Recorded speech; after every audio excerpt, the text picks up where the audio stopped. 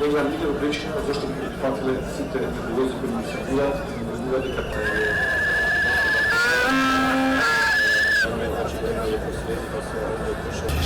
Pitamo ove situacije sa ciljem da složimo bez obzira